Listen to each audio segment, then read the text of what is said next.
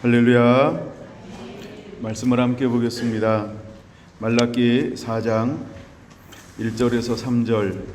만군의 여호와가 이르노라. 보라, 용광 노플 같은 날이 이르리니 교만한 자와 악을 행하는 자는 다 지푸라기 같을 것이라. 그 이르는 날에 그를 살라. 그 뿌리와 가지를 남기지 아니할 것이로되 내 이름을 경외하는 너희에게는 공의로운 해가 떠올라서 치료하는 강선을 비추리니 너희가 나가서 위안가에 나온 송아지같이 뛰리라. 또 너희가 악인을 밟을 것이니 그들은 내게 정한 날에 너희 발바닥 밑에 재와 같으리라. 만군의 여호와의 말이니라. 아멘. 아율레디 66번째 66번째입니다. 소제목은 송아지같이 뛸 때가 오고 있다. 6번째입니다. 소제목으로 송아지같이 뛸 때가 오고 있다. 6번째입니다.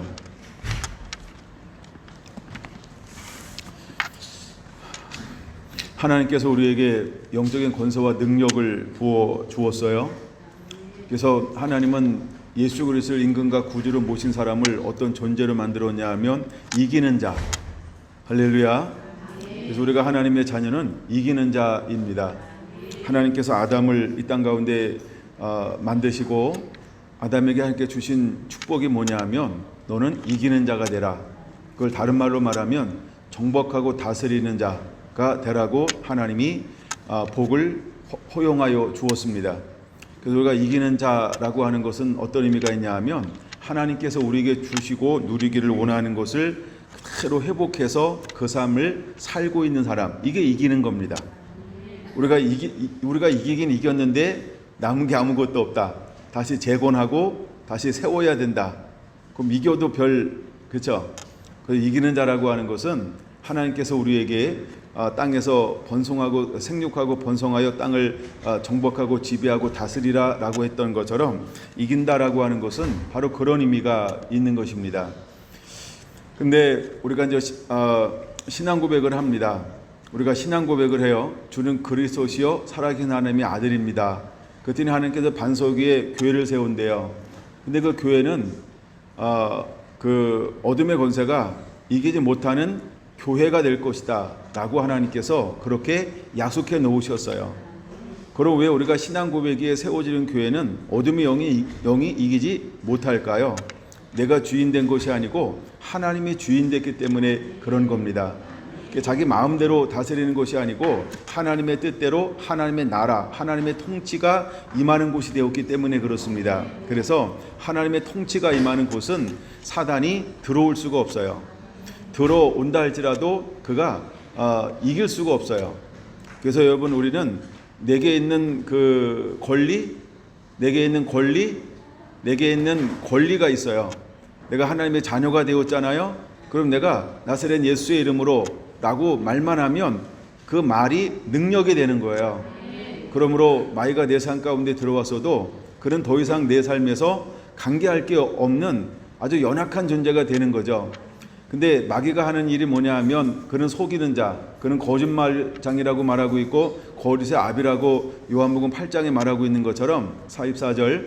근데 그는 거짓말이 압이에요. 그래서 그는 우리를 끊임없이 뭐 할까요? 속일 겁니다. 이걸 성경에 다른 여러 가지 단어로 속인다라고 하는 말을 이런 식으로 이제 번역하고 변천되고 또 약간 뭐 비슷한 것들이 있는데 미혹한다, 유혹한다, 이 모든 것들은 전부 다 거짓에서 나온 단어라고 하는 것입니다. 근데 사단이 하는 일이 뭐냐 하면 유혹하는 거죠, 미혹하는 거죠.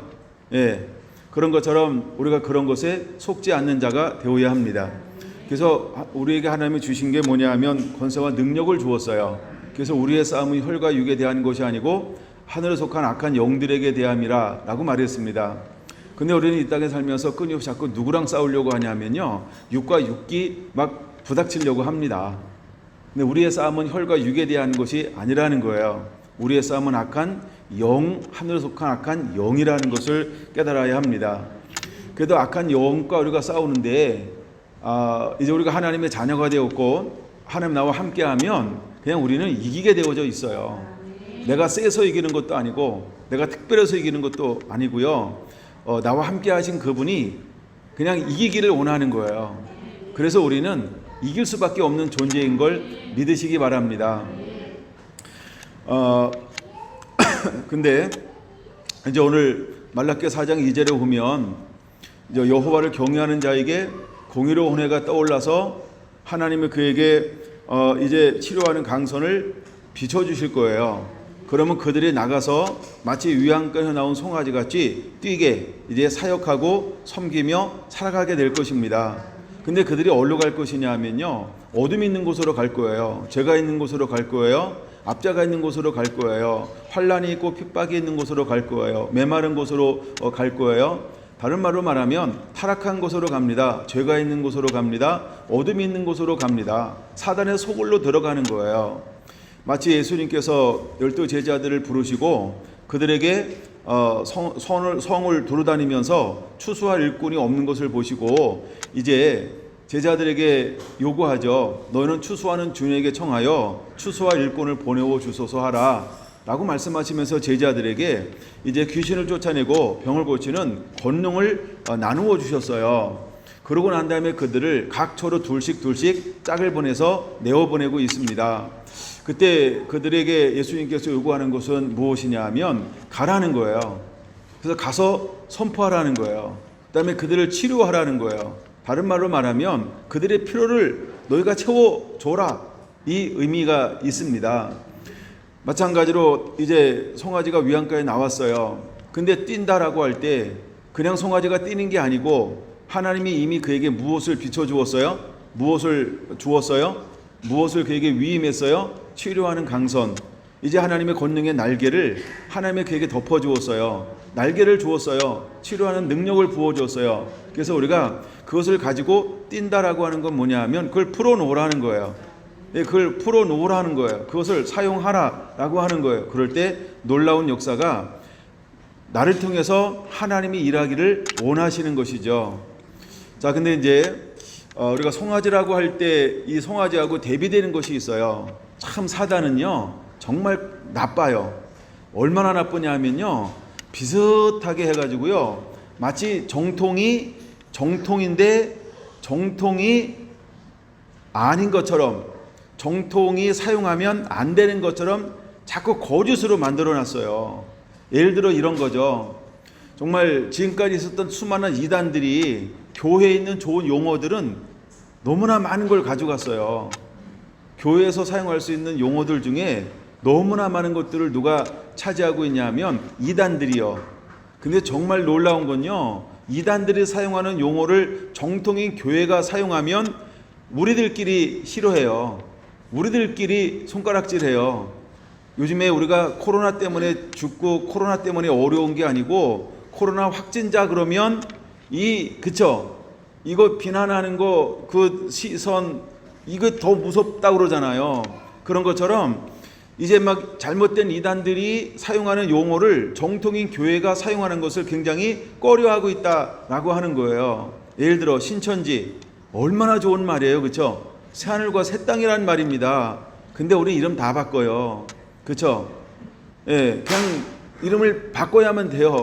그 다음에 뭐 파수꾼, 여호와 증인, 우리 그분 증인 아닙니까? 근데 우리 그 말을 쓰면 안 돼요. 그래서 정통교회는 그런 용어를 그냥 빼놓고 다른 걸로 대체하고 다른 용어를 써요. 다른 용어를 써요. 하여간 이단들이 뭘 사용한다 그러면 정통은 그것을 어떻게든 사용 안 하려고 얼마나 선긋기 하는지 몰라요. 선긋기. 나는 아니다라고 하는 것처럼. 근데 그게 진짜 좋은 용어거든요. 그리고 때로는 그것이 파워 있고 능력 있고 권능 있고 어쩌면 우리의 정체성을 명확하게 드러낼 수 있는 그런 단어들이라는 거예요. 근데 우리는 애써 그 단어들을 멀리하고 있다라고 하는 것이죠.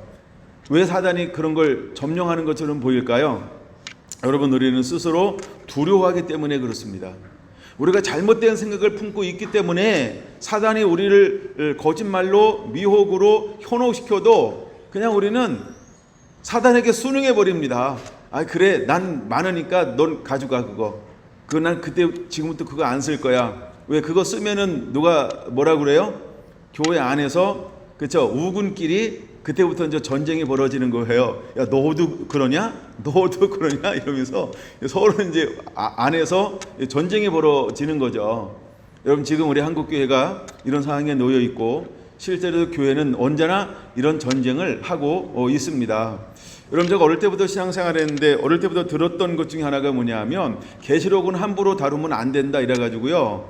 근데 계시록은 하나님께서 예언을 줄 때 뭐라고 줬어요? 읽는 자, 듣는 자, 기록한 것 지켜 행하는 자에게 뭘 준다 그랬어요? 아니, 복을 준다고 그랬는데 우리는 그 복 안 받아도 된다고 그랬어요. 안 받아도 되는 것처럼 한국교회는 이야기했어요. 그리고 우리는 다른 복을 원하는 거죠. 그렇죠? 왜? 야, 거기만 복이 있냐? 딴 데도 복이 널려 있어. 그러니까 거기 있는 복은 빼고 다른 거 받아, 다른 거. 야, 요한계시록은 쳐다보지도 마, 읽지도 마, 그거 얘기하지도 마.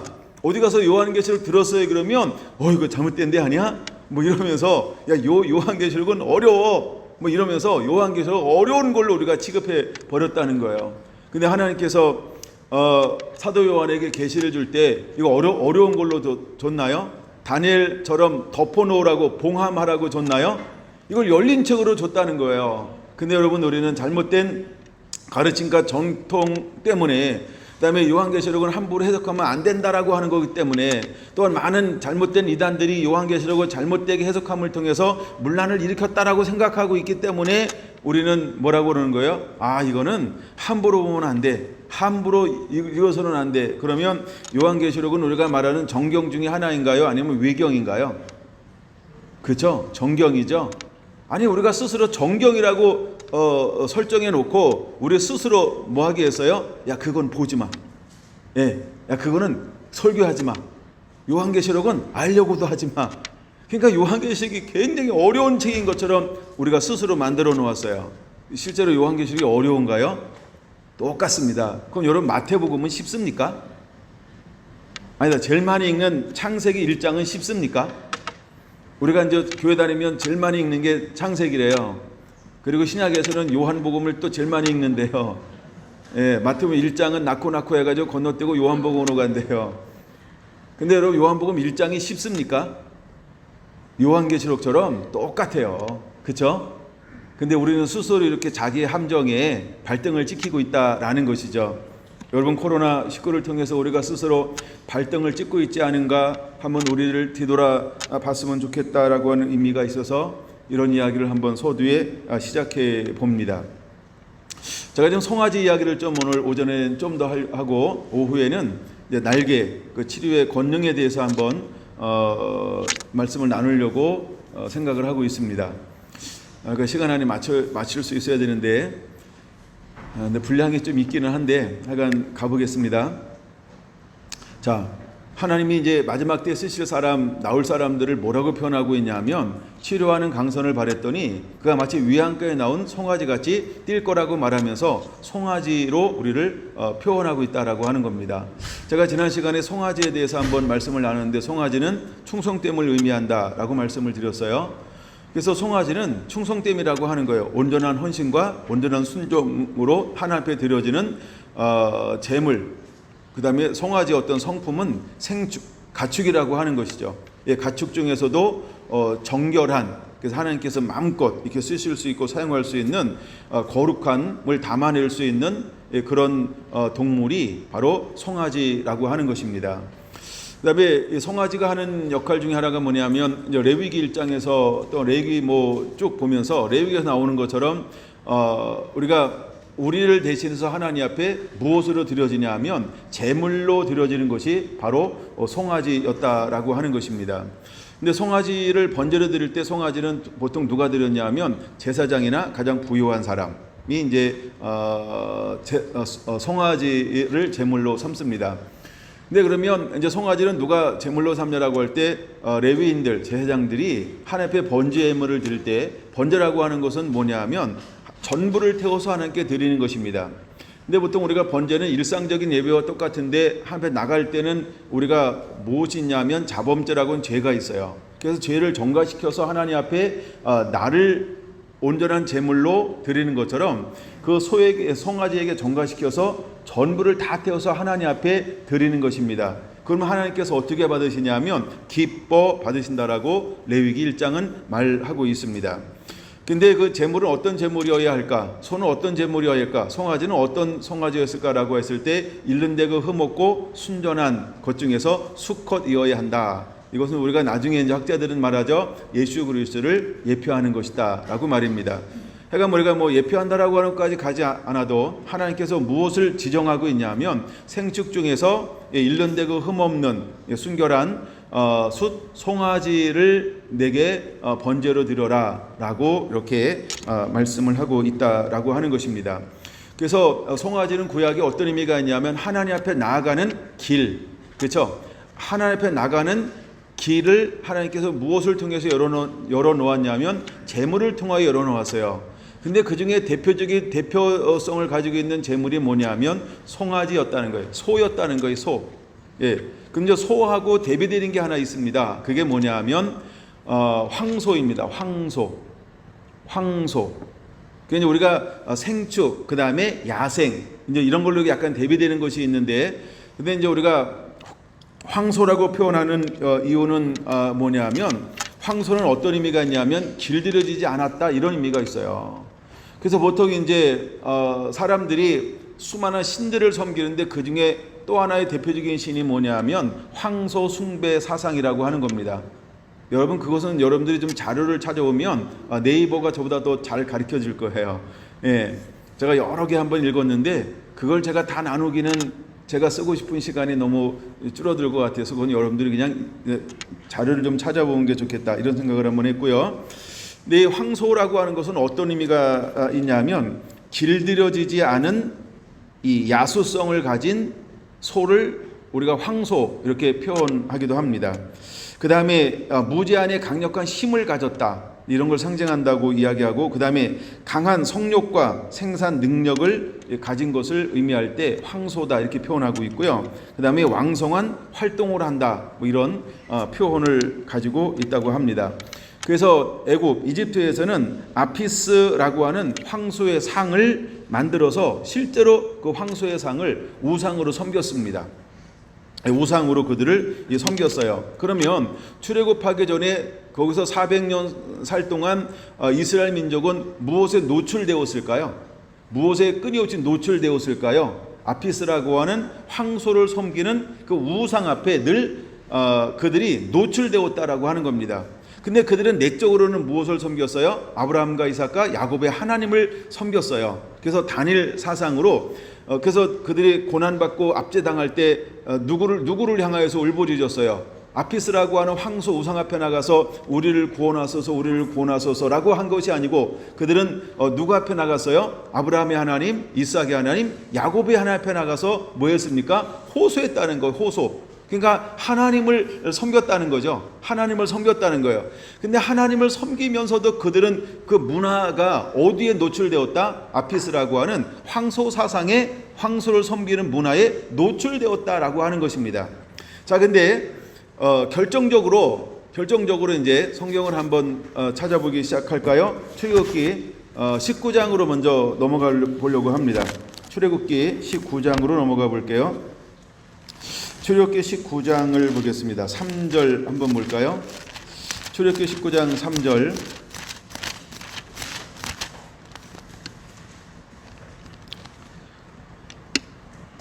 모세가 하나님 앞에 올라가니 여호와께서 산에서 그를 불러 말씀하시되 너는 이같이 야곱의 집에 말하고 이스라엘 자손에게 말하라. 내가 애굽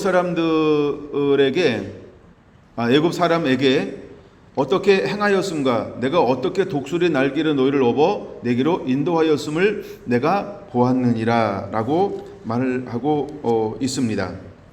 자, 하나님이 그들을 어떻게 인도하고 있냐면 독수리의 날개를 업어서 인도했다 이렇게 말하고 있습니다. 여러분 이것과 대비되고 있는 것이 뭐냐 하면 말라기 3장 1절입니다. 말라기 3장 1절 뭐라고 말하냐면 내가 사자를 보낼 것이다. 근데 그 사자가 와서 뭐합니까? 길을 준비하게 될 것이다 이렇게 말합니다. 그 다음에 5절에 이렇게 말합니다. 출애굽기 19장 5절 세계가 다 내게 속하였나니 너희가 내 말을 잘 듣고 내 언약을 지키면 너희는 내 모든 민족 중에서 내 소유가 되게 하겠다라고 말씀하고 있어요. 내 백성 내 소유가 되게 할 것이다 이렇게 말하고 있죠. 그러면 이 말은 무슨 말과 같지 하면 말라기 3장 2절과 같습니다. 이제 언약의 사자가 와서 그들에게 하는 것이 무엇이냐 하면 금을 연다른 제 불로 잿물로 씻어 그들을 깨끗하게 하신다라고 하는 것입니다. 그래서 내 백성 거룩한 백성 내 소유가 되게 하겠다라고 하는 하나님의 계획이 일치가 되고 있습니다. 그 다음에 출애굽기 19장 6절 너희가 내게 대하여 제사장 나라가 되며 거룩한 백성이 되리라. 너는 이 말을 이스라엘 자손에게 전할지니라 라고 말하고 있어요. 이것은 3절과 말라기 3장 3절과 같은데 공의로운 예물을 이제 바칠 자로 하나님이 이스라엘 백성들을 택하고 있는 것처럼 마지막 때 말라기 3장 3절에도 하나님이 이스라엘 백성들을 회복하는데 뭘로 회복하느냐 하면 공의로운 제물을 하나님께 바칠 사람으로 하나님이 그들을 다시 회복하고 있다라고 하는 것입니다. 그래서 출애굽기 19장 4절이 이루어지는 게 출애굽기 9절의 현상이 일어나게 될 겁니다. 그래서 4절 옆에다가 9절이 뭐냐 하면 그럼 4절은 독수리의 날개를 업어서 하나님이 인도할 것이다. 그럼 독수리의 날개를 업는 걸 무엇으로 말하고 있냐 하면 9절에 이렇게 말하고 있죠. 여호와께서 모세에게 이르시되 내가 빽빽한 구름 가운데서 내게 임함은 내가 너와 말하는 것을 백성들에 듣게 하며 또 너를 영원히 믿게 하려 함이니라. 모세가 백성의 말을 여호와께 아뢰었으므로 라고 말하고 있는 것처럼 이제 독수리의 날개를 업어서 인도한다라고 하는 것은 뭐냐 하면 하나님이 임재를 함께 하겠다는 거예요. 하나님께서 임재 가운데 그들을 함께 하겠다라고 하는 것입니다. 그 다음에 5절 듣고 지켜 내 백성 내 소유가 되게 하겠다라고 하는 것은 뭐냐 하면 이제 그들에게 10절과 같습니다.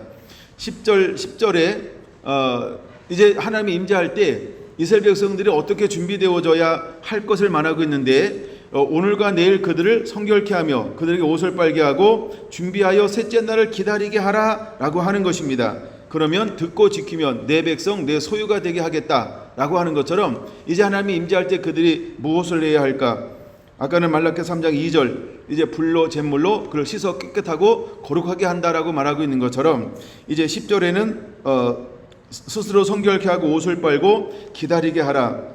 이것과 비교할 수 있습니다. 그다음에 이제 출애굽기 19장은 뭐냐 하면 하나님의 임재입니다. 하나님이 임재하셔서 하시는 일이 뭐냐 하면 하나님이 오시는 이유가 뭐예요? 그들에게 무엇을 주려고 오시는 거죠? 계명을 주려고 오시는 것입니다. 계명을 주려고 그들에게 먼저 임하죠. 그래서 20장에서 하나님께서 이제 십계명을 그들에게 십계명이라고 하는 것을 이제 십계명을 허용을 합니다. 십계명을 허용하시죠. 그런 것처럼 하나님께서 이스라엘 백성들을 먼저 이제 정결케 하고 깨끗하게 하고 예배가 회복되게 한다라고 할 때 말라기 3장은 뭐라고 말하고 있냐면 3장 7절과 같습니다. 출애굽기 20장 1절에서 17절은 말라기 3장 7절과 같다. 말라기 3장 7절에 뭐예요? 이제 이스라엘 백성에게 무엇을 요구한다? 너는 내게로 돌아오라. 돌아오는 방법이 뭐라고요? 내 규례를 지키라라고 하는 겁니다. 그게 지켜라 이 말은 회개한다 이 말이 있어요. 회개하고 내 말을 이제 지키는 자가 되라. 돌아오라라고 하는 것처럼 이제 하나님이 이스라엘 백성들에게 무엇을 출애굽기에서 명령하고 있냐면 출애굽기 20장 1절에서 17절 내가 십계명을 준다. 너는 이 십계명을 지켜 행하는 자가 되라 라고 하는 것을 말하고 있습니다. 그 다음에 출애굽기 20장 20절에서 21절 모세가 백성에게 이르되 두려워하지 말라. 하나님이 임하시면 너희를 시험하고 너희로 경외하여 범죄치 않게 하려 하심이니라. 백성은 멀리 서 있고 모세는 하나님이 계신 흑암으로 가까이 나아가니라 라고 말합니다. 마찬가지로 말라기 3장 16절 18절 하나님께서 이제 누구를 통하여 일하실 것이냐 하면 하나님을 경외하고 그분을 존중히 여기는 자 특별한 소유로 삼아서 이제 하나님께서 악인을 분별하게 될 것이고 그 다음에 하나님을 섬기는 자와 섬기지 않은 자를 하나님이 분별하리라 라고 말씀하고 있는 것처럼 출애굽기 20장에 하나님의 임재의 목적이 무엇입니까? 하나님을 경외하여 범죄치 않게 하려 함이라고 하는 것처럼 이제 하나님께서 오셔서 이스라엘 말라기에 회복하는 목적이 무엇이냐 하면 하나님을 경외하게 하려 함이라고 하는 것입니다. 그리고 경외하는 사람들을 통해서 하는 말라기 4장 2절에 무엇으로 삼기를 원하는 걸까요? 하나님의 사역자로, 하나님의 영광의 통로로, 하나님의 사람으로 이제 영광을 드러내는, 하나님의 거룩함을 드러내는 하나님의 소유로 삼기 위한 하나님의 방법과 전략들이 있었다라고 하는 것입니다. 그 다음에 20장에서부터 이제 21장부터 쭉 보여주고 있는 것은 먼저 무엇을 보여주고 있냐면 이스라엘 민족이 이제 출애굽하고 가나안 땅에 들어가기 전에 그들이 가나안 땅에 들어가서 해야 할 생활의 양식들을 여러 가지로 이렇게 보여주고 있는 장면이 이제 21장부터 기록되어져 있습니다. 그러고 난 다음에 모세가 또다시 이제 올라가는데 32장으로 가겠습니다. 32장 먼저 갈까요? 출애굽기 32장을 보겠습니다. 출애굽기 32장 1절을 보겠습니다. 32장 1절. 백성이 모세가 산에서 내려옴이 더딤을 보고 모여 백성이 아론에게 이르러 말하되 일어나라, 우리를 위하여 우리를 인도할 신을 만들라. 자, 그럼 모세가 시내산에 올라간 지 얼마나 지났습니까? 40일이 지났어요. 근데 40일이 지났는데 그 밑에 있는 이스라엘 백성들은 무엇이라고 이야기하고 있나요? 무엇이라고 이야기하고 있어요? 내려오기가 더디니 이렇게 말하고 있어요.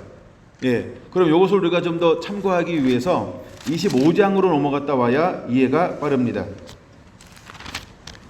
24장으로 가겠습니다.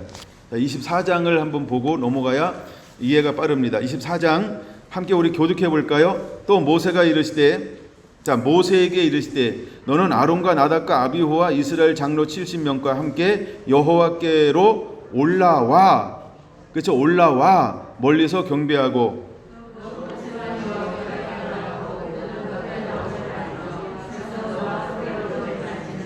모세가 와서 여호와의 모든 말씀과 그의 모든 율례를 백성에게 전하매 그들이 한 소리로 응답하여 이르되 여호와께서 말씀하신 모든 것을 우리가 준행하리이다.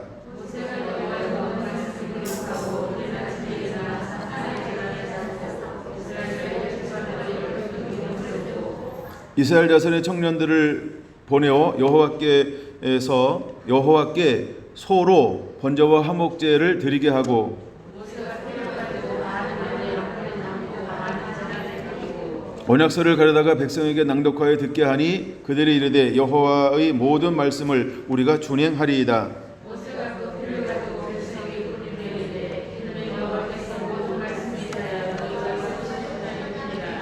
모세와 아론과 나답과 아비후와 이스라엘 장로 70인이 올라가서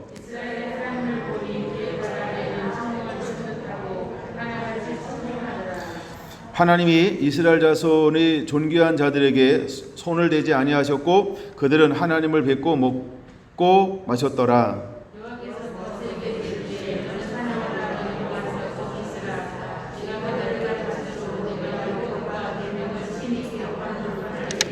아멘. 먼저 거기까지 한번 보고요. 잠시 한번 정리를 한번 해보겠습니다.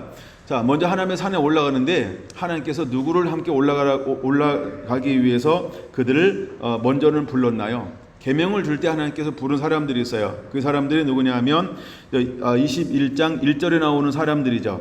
그렇죠? 함께 올라갔어요. 함께 올라가서 그들이 뭐한 사람들입니까? 10절의 말씀을 보면 뭐라고 말하고 있어요? 이스라엘 하나님을 보니. 그러니까 누구한테 하나님을 보였어요? 9절의 말씀은 모세, 아론, 나답, 아비오, 이스라엘 장로 70인이 올라가서 누구를 봤습니까? 하나님을 보았어요. 그렇죠? 그러고 난 다음에 하나님께서 또다시 누구를 부르는 거예요? 모세를 부르는 거예요. 그럼 먼저 올라갔을 때 하나님께서 무엇을 그들에게 말씀했어요? 너 어떻게 생활해야 되는지 생활 양식에 대해서 먼저 말씀해 주었어요. 그 다음에 하나님께서 모세를 또 올라오라라고 말하면서 이제는 무엇을 보여줄 것이냐 하면 성막을 짓는 식양에 대해서 보여주게 될 거예요. 근데 성막을 향한 식양은 누구에게만 하나님이 올라오라고 말하고 있어요? 모세만 올라오라 라고 말하고 있는 거예요. 자, 그러면서 14절 같이 읽습니다. 장로들에게 이르되 너희는 여기서 우리가 너희에게로 돌아오기까지 기다리라.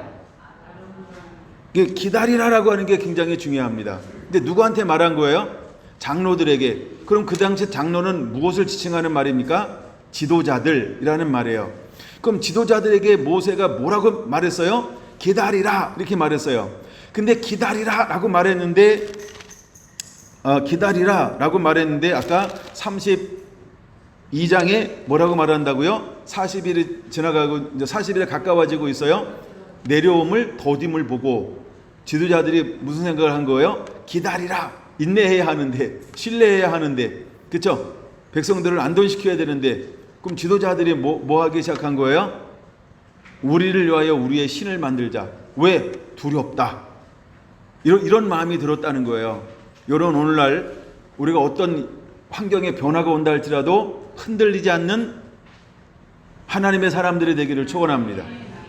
오늘날 많은 사람들이 환경이 변화되면 흔들릴 수 있어요. 근데 이 시대에 누구도 흔들렸어요? 지도자도 흔들렸다는 거예요. 한 지파의 지도자들인데 흔들렸어요. 오랜 경험이 있어요. 학식이 있어요. 학문이 있어요. 그런데도 그들은 흔들렸다라고 하는 것입니다. 왜 흔들렸을까요? 말씀의 부재라고 하는 것입니다.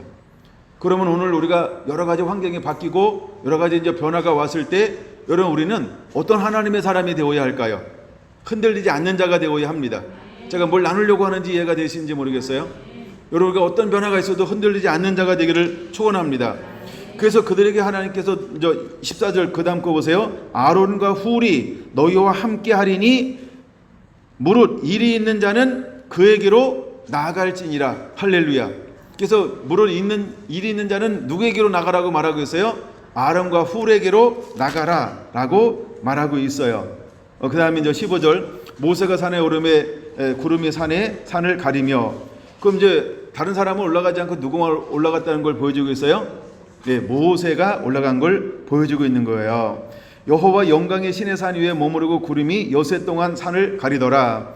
일곱째 날에 여호와께서 구름 가운데 모세를 부르시니 산 위에 여호와 영광이 이스라엘 자손의 눈에 맹렬한 불같이 보였고 모세는 구름 속으로 들어가 산 위에 올랐으며 모세가 며칠 동안 40일 40야를 산에 있게 되었다라고 하는 것입니다. 자, 하나님이 그를 부르셨어요. 먼저 그들을 불러서 하나님을 경험했죠. 누가? 리더들이. 그렇죠?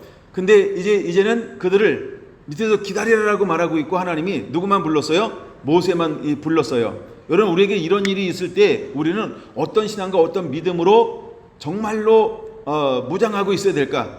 여러분, 우리가 내가 말씀을 듣고 행하는 자인지 말씀을 듣고 행하지 않는 자는 무엇을 통해서 드러나게 될까요?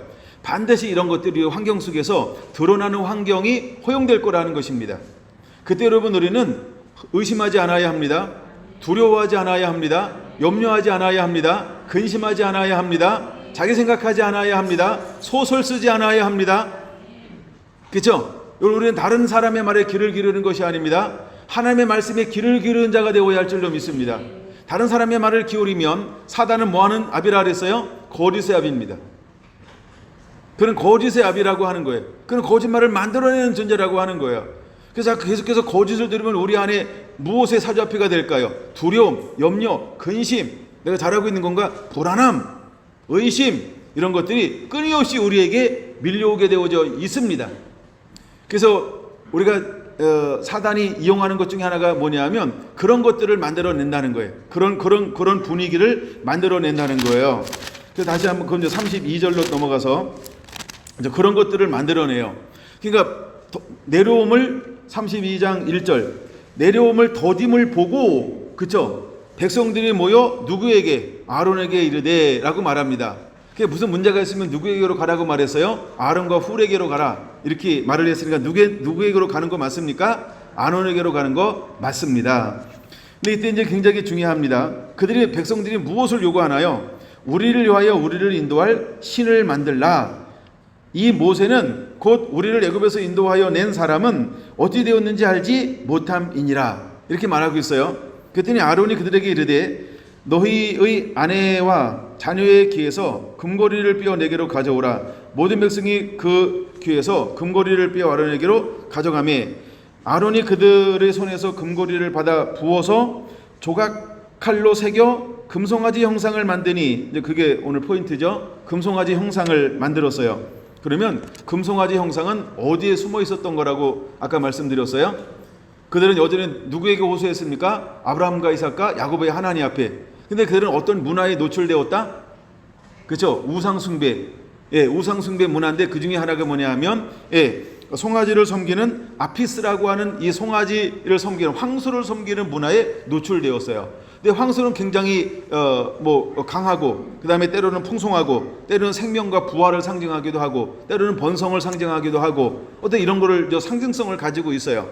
근데 그들이 모세의 부재를 느끼는 동시에 한 번도 그들이 추구해보지 않았던, 그렇죠? 시도해보지 않았던 새로운 것을 시도하는데 무엇을 시도합니까? 이방인이 만들어내는 거와 똑같은 것을 만들어 내놓고 마치 송아지 형상을 그들은 무엇이라고 부르고 있습니까? 5절 같이 볼까요? 아론이 보고 그 앞에 제단을 쌓고 이 아론이 공포하이르되 내일은 여호와의 절이니라 하니 이튿날에 그들이 일찍 일어나 번제를 드리며 화목제를 드리고 백성이 앉아서 먹고 마시며 일어나서 띠늘더라. 무엇을 가운데다 놓고 섬기면서 그 앞에서 지금 띠늘고 있는 거예요? 여호와의 절기에 송아지 우상을요. 송아지 우상을요. 근데 아무도 이것이 뭐 하는 거지를 인지하지 못하고 있는 거예요. 그렇죠? 하나님을 송아지로 대체했다라고 아무도 이야기하지 않습니다. 근데 사실은 이제 성경에는 숨어져 있는데 탈무드라고 하는 그 미드라시에 기록된 게 하나 있습니다. 근데 아론과 훌인데 이 이후에 훌이 소개가 되지 않아요. 훌이 소개가 되지 않는 이유를 미드라시는 뭐라고 이야기하고 있냐면 이 사건에서 훌이 가로막았다는 거예요. 우리가 하나님을 의지하고 모세를 기다리고 하나님을 의지해야 되지 우리가 스스로 금송아지를 만드는 것은 하나님이 원하는 것이 아니다. 우리가 이거 하면 안 된다 그랬더니 사람들이 열받아가지고 이기지 못해가지고 돌을 들어 그를 쳐 죽였다. 그래서 그는 순교가 됐다는 것입니다. 그래서 그는 순교자가 되었다는 거예요. 그런 이야기가 미드라시에 기록되어져 있습니다. 근데 31장 2절에 보면 부살레를 하나님이 지명하여서 이제 하나님의 성막을 짓는 하나님의 영에 감동된 리더로 하나님이 세우는데 부살렐이 누구의 손자라고 성경은 기록하고 있을까요? 내가 유다 지파의 훌의 손자여 우리의 아들인 부살렐을 지명하여 부르고 이렇게 말하고 있습니다. 그렇게 말하고 있다는 거예요. 여러분 훌이 사라져 버렸어요. 근데 미드라시는 그에 대해서 뭐라고 말한다? 이때 그는 순교했다는 거예요. 뭐 때문에? 믿음을 지키다가 하나님만 경외하고 섬기고 모세가 분명히 우리에게 뭐라고 말했냐? 기다리라 라고 말했다. 그걸 우리는 뭐 해야 된다? 기다려야 된다. 근데 백성들이 계속해서 뭐 하는 거예요? 돌격하는 겁니다. 공격하는 겁니다. 그 공격이 얼마나 심했을까? 어쩌면 요즘처럼 막 뉴스로 도배하고, 그렇죠? 온갖 걸로 막 이렇게 도배하고 압력을 가하는 것처럼 아마 이것보다 더 세게 아론을 몰아붙인 것 같습니다. 그래서 아론이 어떻게 했습니까? 백성들에게 물러섰죠. 그래서 아론이 이 모든 것을 행했습니다.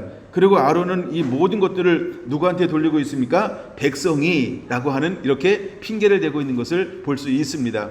그럼 여러분 우리는 어떻게 해야 될까요? 우리가 아론 같아야 될까요? 훌 같아야 할까요? 때론 여러분 훌이 일어나야 합니다. 할렐루야, 할렐루야. 예. 그러나 그 이후에 하나님께서 아론에 대해서 이게 뭐 잘됐다 잘못됐다 이것은 성경에는 기록되어져 있지 않다는 거예요.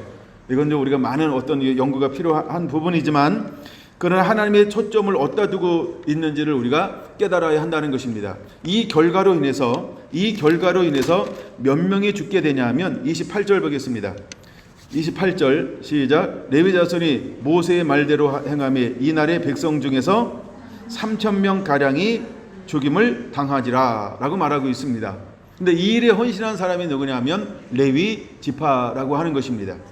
근데 레위 지파가 헌신을 해서 그들을 하루 종일 하나님께서 원하실 때까지 왔다 갔다 하면서 죽인 사람이 3,000명이 죽었다는 것입니다. 그럼 3,000명이 누군지에 대해서는 기록이 되어 있지는 않아요. 그렇죠? 그러나 하여간 이 사건으로 금송아지 우상숭배 사건을 통해서 죽은 사람이 3,000명이나 되었다라고 하는 것입니다.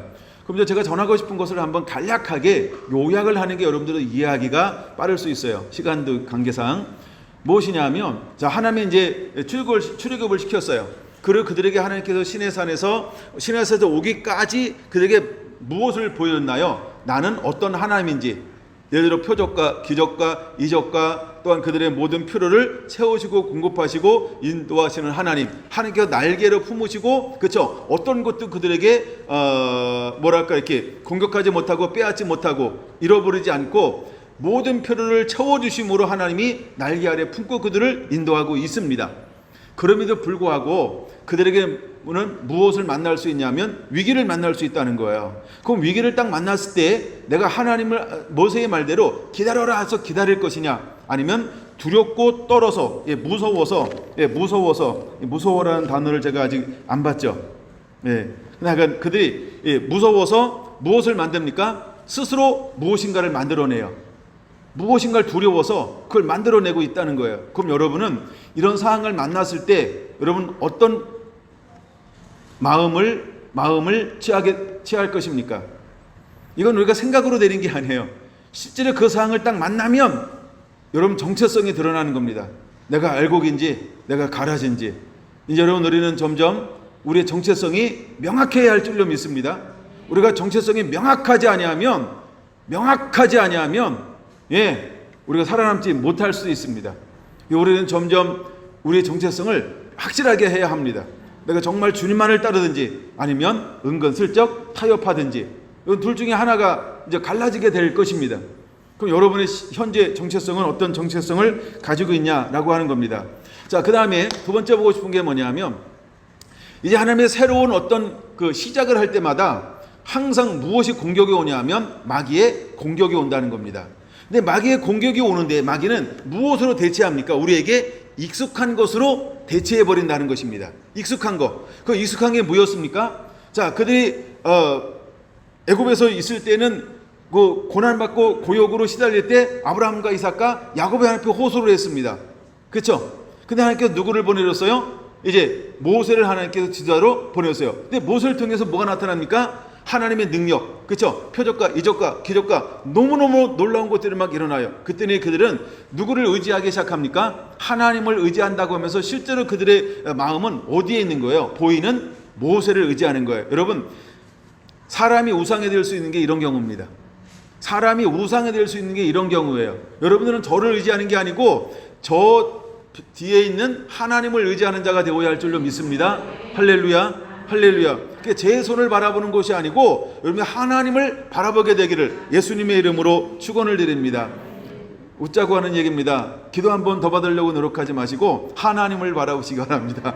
그게 필요하다는 거예요. 근데 그 당시 이스라엘 백성들은 무엇을 더 신뢰했어요? 그죠? 보이는 모세. 그러니까 보이는 모세가 40일 동안 오지 않으니까 그들 가운데 어떤 마음이 들었어요? 더딤을 보고 우리를 위하여 우리의 신을 만들자라고 그렇게 이야기하기 시작했습니다. 그럼 왜 스스로 신을 만들려고 했을까? 그들은 두려웠다는 거예요. 두려워졌다는 거예요. 그래서 그들은 스스로 신을 만들려고 했다는 겁니다. 그럴 때 사탄은 우리에게 익숙한 것을 가지고, 그렇죠, 하나님의 자리를 대체하려고 우리에게 다가온다는 것입니다. 여러분, 오늘 우리가 코로나 시대에 우리가 슬쩍 하나님의 자리에 다른 것을 올려놓으려고 한다면 어쩌면 우리도 모르는 가운데 그렇게 행동할 수 있다는 겁니다. 누구처럼? 이스라엘 백성들처럼. 하나님의 영광이 회복될 때마다 이런 현상들이 사단은 교묘하게 우리 삶 가운데 들어올 수 있다라고 한 걸 우리는 깨닫고 깨어있는 자가 되기를 예수님의 이름으로 축원을 드립니다. 할렐루야, 할렐루야. 그래서 그들이 하는 모든 것들이 무너지게, 그들이 하는 정체성들이 실제로 드러납니다. 또 하나 간략하게 보면 지난번에 한번 살펴본 것처럼 열왕기상 12장입니다. 열왕기상 12장, 이제 하나님께서 여로보암을 통해서 솔로몬이 무너지고 이제 솔로몬 이후에 나라를 분열시켰어요. 그래서 하나님이 이미 무엇을 작정했냐 하면 분열시켜서 여로보암에게 10지파를 주고 르호보암은 이제 유다 지파죠. 그래서 그냥 그 대를 이을 수 있도록 한 2지파를 주겠다라고 하나님께서 약속을 해 주었습니다. 그런데 여로보암이 왕이 되어서 이건 한번 찾아보는 게 굉장히 빨라요. 열왕기 왕상 12장입니다. 왕상 12장 26절 12장 26절 같이 한번 읽어보겠습니다. 시작.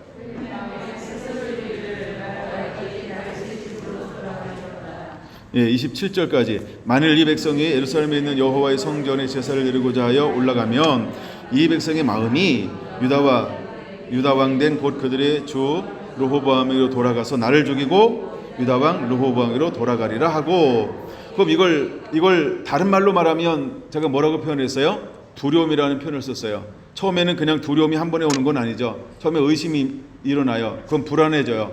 그럼 불안해지면 마음이 두려운 거예요.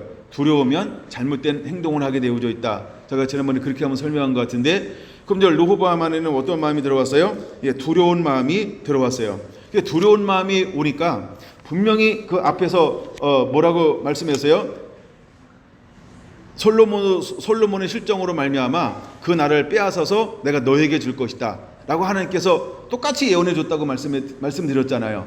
그런데도 불구하고 이 여로보암은 뭐 하기 시작한 거예요? 하나님을 온전히 신뢰하지 않았다는 거예요. 이건 우리가 그럴 수 있다는 거예요. 하나님께서 우리를 왕으로 세울 때, 또한 우리가 하나님의 자녀가 되어서 믿음으로 생활하면서 천국을 소유한 자가로 살아가고 있는 그때에도 우리 안에 뭐가 하나님이 전부 우리에게 약속해 주었죠. 약속해 주었는데 믿음이 부족하면, 말씀이 부자가 일어나면 우리는 뭐 할 수 있는 존재가 될 수 있다? 의심할 수 있는 존재, 두려워할 수 있는 존재, 염려할 수 있는 존재가 될 수 있다라고 하는 걸 우리가 깨달아야 합니다. 수많은 기적이나 표적이나 이적이나 승리를 경험했다 할지라도 이것을 똑같이 두려워할 수 있다라고 하는 겁니다. 여러분, 여로보암이 솔로몬과 함께 할 때 그가 어떤 사람이라고 했어요? 그는 큰 용사라, 그는 용맹한 장군이라고, 용맹한 사람이라고 소개하고 있다라고 하는 겁니다. 수많은 전쟁에서 하나님의 도우심으로 승리를 경험했다 할지라도 여러분, 우리 안에 하나님에 대한 말씀이 부재가 일어나면 뭐 할 수 있다? 의심할 수 있다는 거예요. 그 의심이 뭘로 변합니까? 두려움으로 변화될 수 있다라고 하는 겁니다. 두려움으로 변화되니까 우리에게 익숙한 무엇을 만들어낼 수 있을까요? 그렇죠. 자기 스스로를 지키기 위해서 여로보암이 만들어낸 게 뭡니까? 금, 송아지, 우상을 만들어내서 마치 하나님을 섬겨야 될 그 위치에 무엇을 올려놓았어요? 그렇죠. 금, 송아지, 우상을 올려놓게 놓았다라고 하는 것입니다. 여러분, 우리가 그럴 수 있다라고 하는 겁니다. 자, 다시 이제 말라기 4장 2절로 위안가에 나온 송아지같이 뛰리라 할렐루야. 근데 하나님은 우리를 뭘로 표현하고 있어요? 송아지로 표현하고 있습니다. 근데 위기를 만날 때마다 우상을 만드는데 대표적인 우상이 어떤 우상을 만들어 놓습니까? 그렇죠? 송아지 우상을 만들어 놓고 있다라고 하는 겁니다. 그리고 송아지 우상을 만들어 놓고 그 송아지 우상을 하나님처럼 섬기고 있다라고 하는 것입니다. 여러분, 우리가 그럴 수 있어요. 우리가 그럴 수 있어요. 지금 이런 환란이 우리에게 오고 점점 대면 비대면 어떤 이런 것들이 오고, 그다음에 모임이 점점 자유롭게 할 수 없는 상황이 막 오고, 여러 가지 막 변화들이 막 일어날 때, 여러분, 우리가 하나님을 마치 섬기는 것처럼 다른 것들을 놓고 자기도 모르는 가운데 하나님을 섬기는 것처럼 그렇게 착각에 빠질 수 있다라고 하는 걸 우리는 깨달아야 합니다. 그럼 왜 이스라엘 백성이나 아론이나 그 다음에 여로보암과 그 시대의 백성들이 왜 송아지 우상으로 대체했을까? 두려움 때문에 그것을 대체하고 있는 것입니다. 여러분, 욕심 잉태하는 죄를 낳고 죄가 장성한 즉 사망을 낳는다라고 분명히 말하고 있습니다. 우리가 두려움이 딱 오면 우리가 쉽게 하는 게 뭘 하게 될까요? 거짓말을 하게 되어져 있습니다. 두려움이 오면 뭘 하게 될까요? 거짓말을 합니다. 여러분, 우리가 정직하다 이 말이 뭘까요? 두려움이 없으니까 정직하게 얘기하는 겁니다. 근데 두렵잖아요. 그러면 우리도 모르게 슬쩍 다가오는 게 뭘까요? 거짓말을 하게 되어져 있습니다. 한번 여러분의 평생을 뒤돌아보시기 바랍니다. 내가 언제 거짓말하나? 언제 거짓말을 하나? 그렇죠? 두려움이 있을 때 거짓말을 하게 된다는 거예요. 근데 내가 두려움이 없잖아요. 그러면 이실직고 합니다. 그대로 이야기합니다. 왜? 두려움이 없으니까. 그렇죠? 근데 두려움이 찾아왔다라고 할 때 뭐냐면 거짓말하게 되어졌어요. 그럼 두려움을 지배하는 게 뭐라고 말하고 있는 거예요? 그렇죠? 사단의 영이 그 배후에 내 안에 들어왔을 때 두려워한다는 거예요. 그래서 우리가 하나님의 성령이 임하면 그 안에 자유함이 있나니 라고 말하는 거예요. 하나님의 영이 계신 곳에 자유함이 있나니. 여러분들에게 그 은혜가 그대로 임하게 되기를 바랍니다. 자, 이제 말씀을 빠른 속도로 세 군데를 찾아보고 오전의 말씀을 마쳐볼까 합니다. 이제 신약으로 넘어갈 건데요. 데살로니가 후서 2장을 보겠습니다. 데살로니가 후서 2장 9절부터 12절 볼까요? 악한 자의 나타남은 사단의 활동을 따라 모든 능력과 표적과 거짓 기적과 불의의 모든 속임으로 멸망하는 자들에게 있으리니 이는 그들이 진리의 사랑을 받지 아니하여 구원을 받지 못함이라. 이러므로 하나님이 미혹의 역사를 그들에게 보내사 거짓 것을 믿게 하심은 진리를 믿지 않고 불의를 좋아하는 모든 자들로 하여금 심판을 받게 하려 하심이니라. 이게 이해가 됩니까? 이해가 돼야 되는데요. 제가 지금 시간이 쫓기다 보니까 이게 잘 설명을 못하고 막 넘어온 것 같아서 굉장히 좀 저답지 않아서 굉장히 지금 제가 힘들어요. 자, 우리가 분명히 왜 금송아지 우상을 만드는가라고 할 때 그 배후에는 뭐가 깔렸다는 거예요? 불신이 깔려 있다는 거예요. 그래서 불신이 깔려 있으니까 12절 진리를 믿지 않고 불의를 좋아하는 모든 자들로 하여금 심판을 받게 하려 하심이니라. 그다음에 여로보암이 분명히 하나님께서 함께한 사람이고 하나님의 선자를 보내서 왕의 기름을 부어줬고 내가 나를 경외하고 섬기면 내 나를 경고하게 할 것이라고 분명히 언약해 주었고, 근데도 불구하고 왕위에 딱 올라서는 순간 그는 뭐했다? 하나님에 대한 말씀에 부재가 일어났다. 그러고는 뭐하게 됐다? 두려워하게 됐다. 의심하게 됐다. 그래서 하나님을 떠났다라고 말하고 있는 것입니다. 그래서 악한 자의 나타남은 19절 사단의 활동을 따라. 그럼 그들에게 뭐가 여전히 나타날 수 있어요? 이거 꼭 기억하시고 오후에 이것을 연결할 겁니다. 능력과 표적과 거짓 기적과 불의의 모든 속임으로 라고 말합니다. 그러면 사단도 무엇을 할 수 있다는 거예요? 표적과 기적과 이적, 다른 말은 능력을 행할 수 있다는 것입니다. 능력을 행할 수 있다는 거예요. 근데 능력을 행한다 할지라도 그들은 뭘 받지 않아요? 그들이 진리의 사랑을 받지 아니하여 구원함을 받지 못하리라 라고 데살로니가 후서 2장 9절과 10절은 말하고 있습니다. 여러분, 그들에게 이런 일이 일어나는 이유는 요한복음 8장 44절 바로 보겠습니다. 너희는 너희 아비 마귀에게서 났으니 너희 아비의 욕심대로 너희도 행하고자 하느니라. 그는 처음부터 살인자요 진리가 그 속에 없으므로 진리에 서지 못하고 거짓을 말할 때마다 제 것으로 말하라니 이는 그가 거짓말쟁이요 거짓의 아비가 되었음이라. 할렐루야. 여러분, 이스라엘 백성들이 출애굽받아서 온갖 하나님의 신령한 것, 신령한 음료, 신령한 만나, 신령한 것을 경험하고 있음에도 불구하고 그들이 끊임없이 결정적일 때마다 하나님을 찾고 하나님을 구하고 있는 것이 아니고 원망, 불평, 그 다음에 또 시험하는 이유는 어디에 있을까요? 그는 실제로 하나님의 은혜 안에는 머무르는 것처럼 보이지만 개인적으로 뭐가 없는 거예요? 하나님을 만난 경험이 없어요. 개인적으로 하나님을 섬기지 않아요. 그냥 무리적으로 단체적으로 섬기는 것처럼 보이는 것이지. 그래서 결정적일 때마다 그들은 늘 무엇과 무엇을 대체해버립니까? 세상 것으로 하나님을 대체해버리고 있는 것입니다. 그래서 백성들이 아론에게 나와서 무엇을 요구합니까? 우리를 위하여 우리를 인도할 신을 만들자. 이 말이 4번 연거푸 기록되어져 있어요. 나중에 여러분들이 출애굽기 32장 다시 한번 보시기 바랍니다. 우리를 위하여 우리를 인도할 신을 만들자. 우리를 인도할 자가 모세가 안 내려오니 스스로 우리를 인도할 우리의 신을 우리가 만들자. 그래서 만들어낸 것이 금송아지 우상이라고 하는 것입니다. 여러분, 그들이 망하는 이유가 뭘까요? 그 안에 진리가 그 속에 없으므로 망하는 것입니다.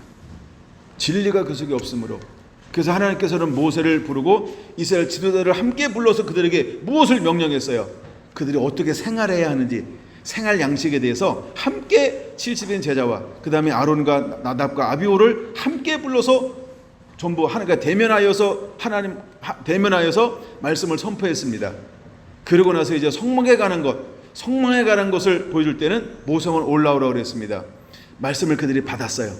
어디서? 하나님이 그들을 불러서 대면하여서. 근데도 불구하고 그들은 무엇을 잃어버리니까? 그렇죠? 대면하여 받던 그 하나님의 엄중한 말씀을 잃어버리고 말았다는 거예요. 그들이 금송아지 우상으로 대체해버렸던 것은 말씀에 대한 부재라고 하는 걸 우리가 깨달아야 합니다. 근데 이것이 우리가 그럴 수 있다라고 하는 겁니다. 우리가 평상시 때는 말씀 있는 것처럼 보여요. 그렇죠? 말씀을 아는 것처럼 보여, 깨달은 것처럼 보여, 삶을 사는 것처럼 보여. 그래서 기적도 행하고 이적도 행하고 나름대로 평안도 있고 나름대로 모두 있는 것처럼 보여요. 그런데 어쩌면 우리가 다른 마음이 있고 환경이 바뀔 때는 모세가 더디 내려온 것을 보고서 이스라엘 백성들이 무엇을 느꼈을까? 불안함, 두려움을 느끼기 시작했다라고 하는 것입니다. 여러분, 두려움은 어디로부터 오는 걸까요? 진리에 대한 부재입니다. 내 삶의 주인이 예수 그리스도가 아니고 내 자신일 때 찾아오는 것이 무엇이냐면 두려움이라고 하는 것입니다. 만약에 여러분들이 마음에 안정된 심령보다 두려움이 더 많다라고 한다면, 염려, 근심, 걱정이 더 많다라고 한다면 여러분들 정확하게 알아야 됩니다. 주인은 예수 그리스도가 아닐 수 있습니다. 내 삶의 주인이 예수 그리스도라고 한다면 두려움보다는 무엇이 있을까요? 기다려라 그러면 그냥 아무 생각 없이 기다리는 겁니다. 이걸 제가 뭐라고 표현했어요? 단순하게 기다리는 것입니다. 할렐루야. 난 여러분들이 단순한 하나님의 사람이 되기를 예수님의 이름으로 축원합니다. 그래서 송아지의 특징이 뭐냐면 온전한 순종, 온전한 헌신이라는 것입니다. 하나님께서 찾는 사람들은 금송아지 우상 비슷한 것과 대체하는 게 아니고요, 진짜가 뭐냐? 여러분들 참 송아지가 되기를 예수님의 이름으로 축원을 드립니다. 할렐루야. 이제 한 군데만 더 찾아보고 말씀을 마칠 건데요, 요한계시록 12장입니다. 요한계시록 12장 5절 함께 보겠습니다. 여자가 아들을 낳으리니 이는 장차 철장으로 만국을 다스릴 남자라. 그 아이를 하나님 앞과 그 보호자 앞으로 올려가더라.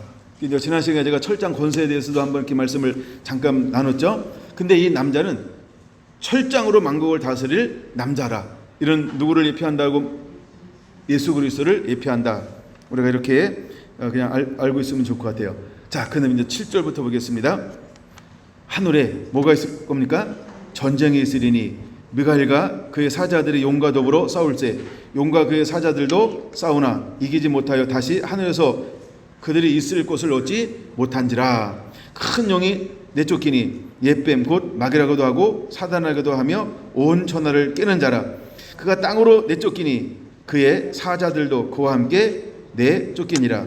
내가 또 들으니 하늘에 큰 음성이 있어 이르되 이제 우리 하나님의 구원과 능력과 나라와 또 그의 그리스도의 권세가 나타났으니 우리 형제들을 참소하던 자 곧 우리 하나님 앞에서 밤낮 참소하던 자가 쫓겨났고 또 우리 형제들이 어린 양의 피와 자기들의 증언하는 말씀으로써 그를 이겼으니 그들은 죽기까지 자기들의 생명을 아끼지 아니하였도다. 할렐루야.